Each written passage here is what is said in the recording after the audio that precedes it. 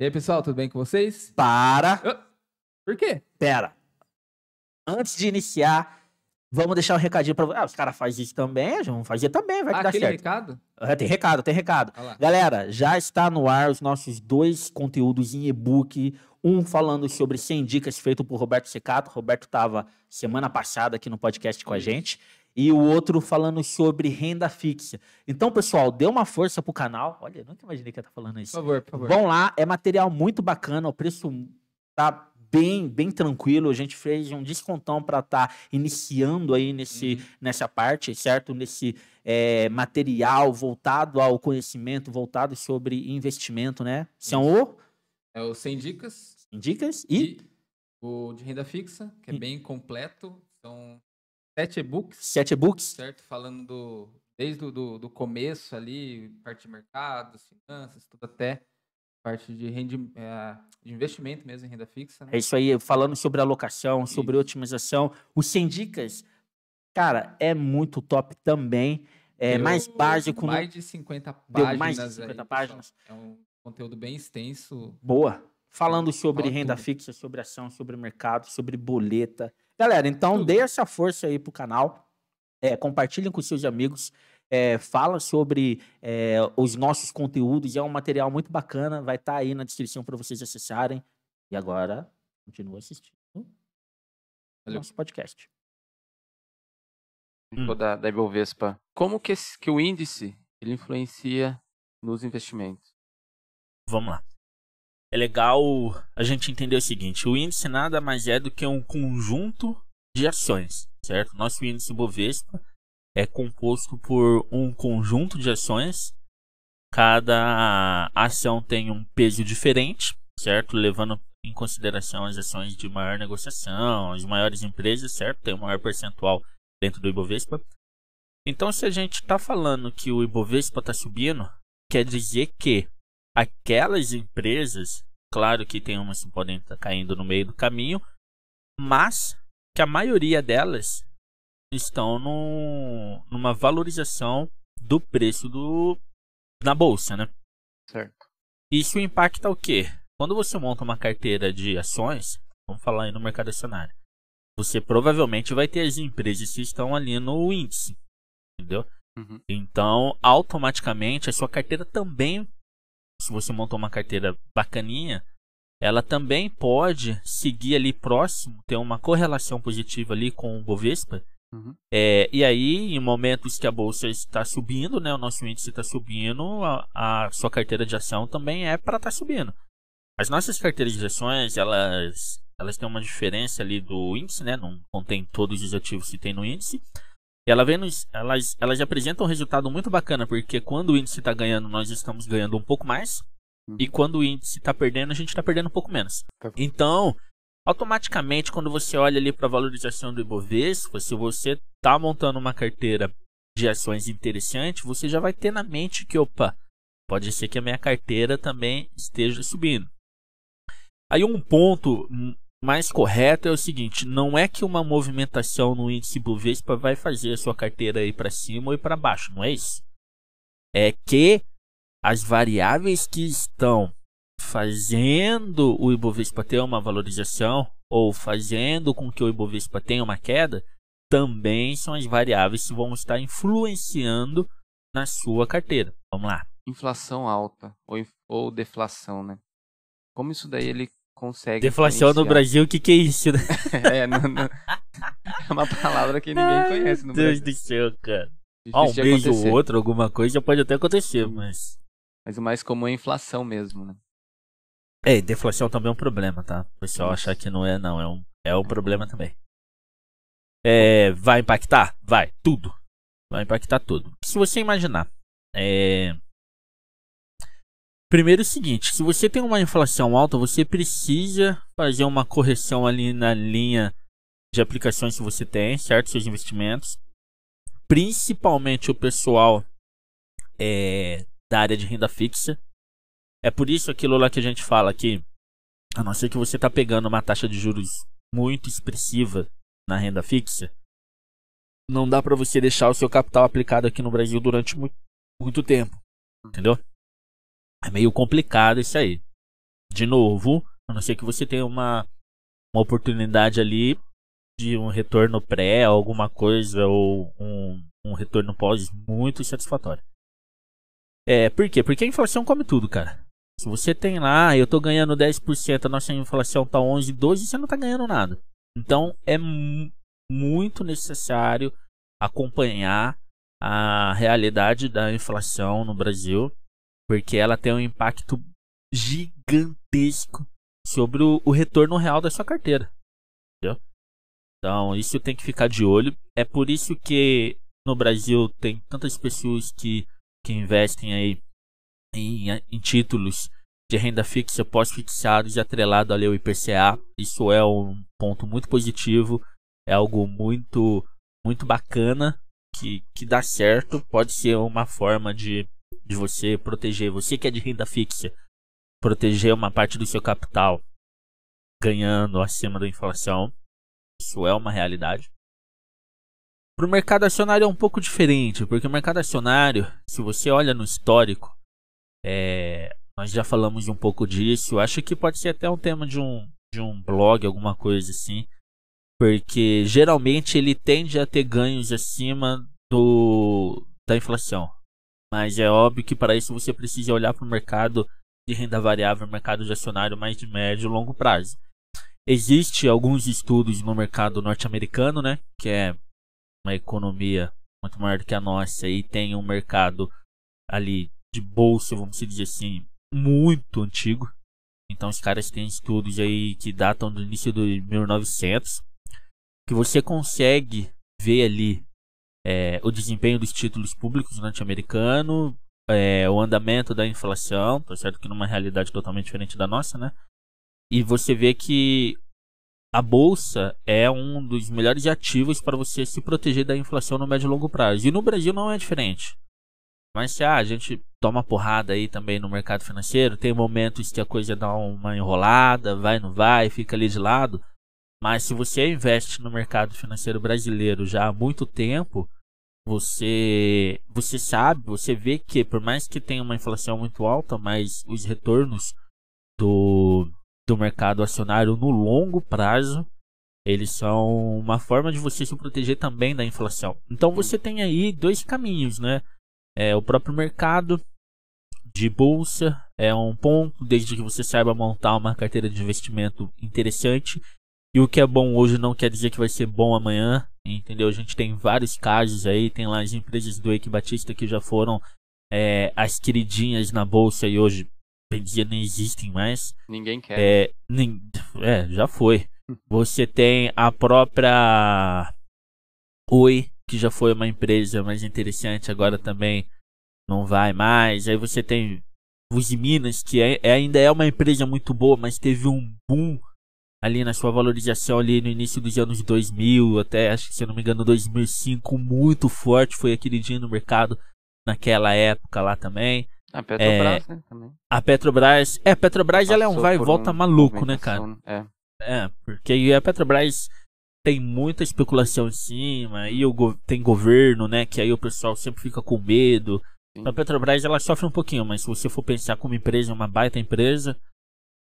No preço ali de negociação no mercado, é o que eu falei, sofre um pouquinho, né, mas a empresa em si, não tenho o que falar, maravilhosa, cara. Sou fãzaço da Petrobras, gosto muito, torço muito. Verdade, cara, eu sou muito patriota, eu adoro a Petrobras, cara. Eu amo essa empresa, cara. Torço muito pra que dê certo, fico, pra não falar uma palavra aqui, fico muito triste quando os caras começam a fazer cagada com a nossa petroleira, cara. Puta merda. Hate. Opa. Não é hate de ódio, tá, pessoal? É hating pra medida. Classificação. Também é muito importante. Tem ex-governos aí que, quando o Brasil teve o seu rating melhorado, festejou. Aí o mesmo governo, quando o rating caiu porque ele tava fazendo algumas coisas que não tava legal, não ligou, né? Isso não serve pra nada. Serve sim, gente. Serve pra atrair capital estrangeiro. Vamos lá. E esse rating, ele é feito tanto para nível país, certo? O Brasil tem a nota de classificação dele quanto às empresas. Quanto às empresas, quanto a alguns os ativos de renda fixa, ou mais certo os emissores de ativos de renda fixa. Porque o que acontece, Wesley? Por lei, vários fundos de investimentos ali espalhados pelo mundo, Estados Unidos e Europa, eles podem investir um determinado ativo com base na classificação desse. Entendeu? Entendi.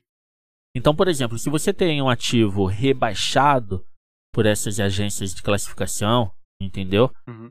Você pode fazer com que aquele capital estrangeiro que está naquele ativo, entendeu? Que está aplicando naquela empresa, ou que está aplicando em algum título de renda fixa oferecido pelaquela empresa, ele tem a obrigação de retirar o capital dali. Ou até a nível país. Quando cai a nota do Brasil, vários fundos de investimentos tiraram dinheiro do nosso mercado financeiro, porque por lei eles não podem estar aplicados, comprados nesses ativos, entendeu? Sim, sim. Então isso tem um impacto muito importante. Quando você melhora a nota, você abre o leque, certo?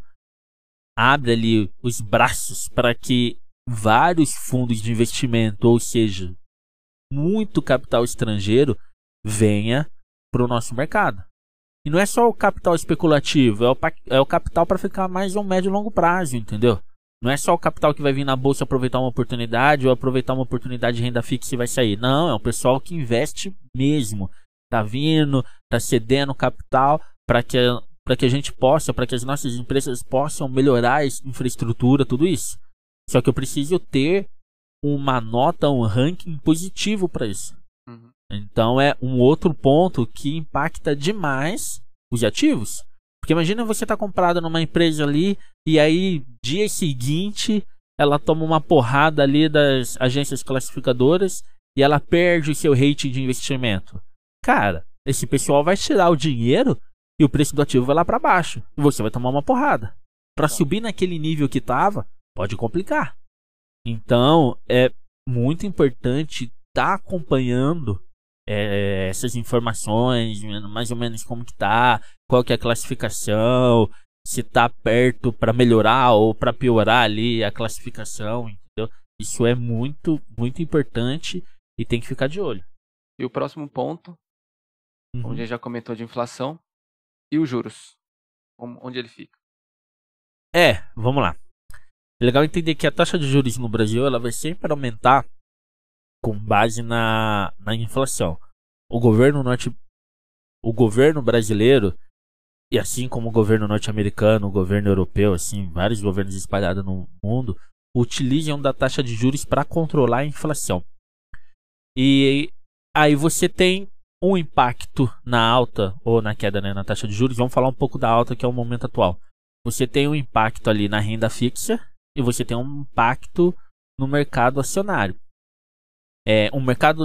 Um impacto na economia como um todo aí no curto e médio prazo. O que acontece? Quando você aumenta a taxa de juros, você está lá tentando combater a inflação. A inflação nada mais é do que muita gente querendo comprar. Aí os preços estão subindo. O governo aumenta a taxa de juros para controlar essa demanda. E aí automaticamente os preços começam, o financiamento começa a ficar mais caro. Isso vai impactar na renda fixa, porque te surge oportunidades ali na renda fixa. A renda fixa está pagando mais, você vai aplicar na renda fixa. Isso também atrai capital estrangeiro, pode também desvalorizar o dólar.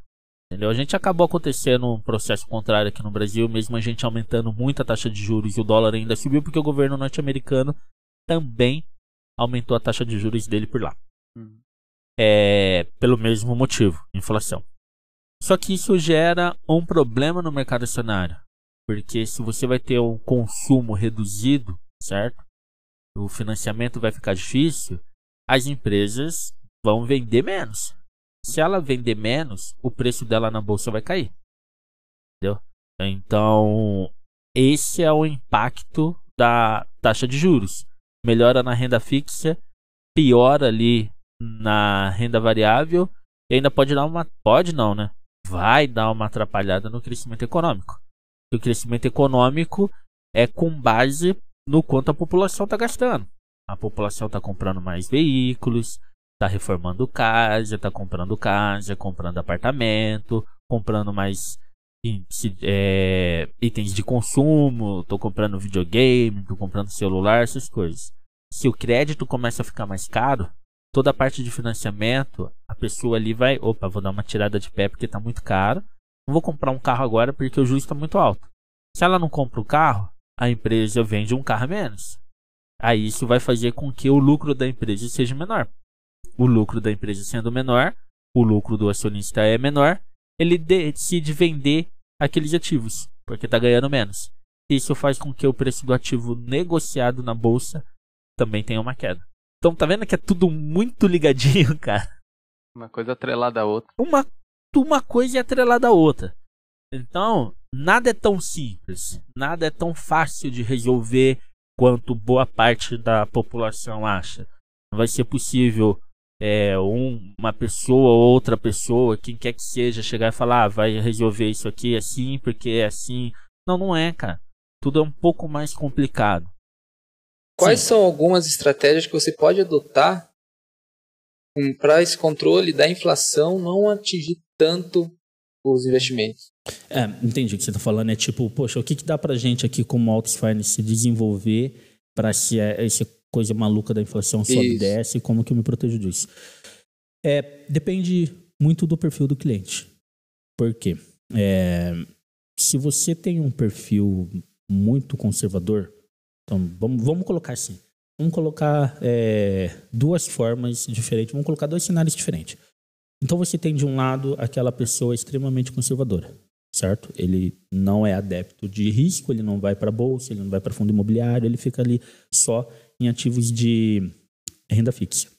E do outro lado, você tem já essa pessoa que tem não vamos nem colocar um perfil muito agressivo, vamos colocar ali um perfil moderado, onde ele aceita uma parte do capital dele em bolsa. Então, o que você faz? Para aquele cara que tem um perfil extremamente conservador, você precisa trabalhar com alguns critérios para realmente evitar o problema de inflação. O que nós fazemos? Primeiro, como no Brasil essa coisa de vai e volta, você viu aí, a gente tinha 2017 10%, 2015 10%, 2017 2%, 2021 10% de novo. Então, como tem essa inflação no Brasil, ela vai e volta, vai e volta, vai e volta, nunca foi algo estável, que nem em outras economias ao redor do mundo, a gente tem uma ideia de nunca deixar o cliente com o capital dele parado durante muito tempo em renda fixa. Por quê? É o que eu falei. Se você tivesse ali em 2017 aplicado em um tesouro, sei lá, um tesouro Selic, um CDB pré-fixado que tivesse te pagando 7%, 8%, e aí você colocou esse cara 5 anos, entendeu? Pegou alguma opção de 5 anos, sei lá, ou pegou um tesouro. Tá certo que tesouro você pode vender e sair ao mercado, mas você pegou alguma opção que te segure 3, 4, 5 anos. E, cara, esse cara já tá perdendo.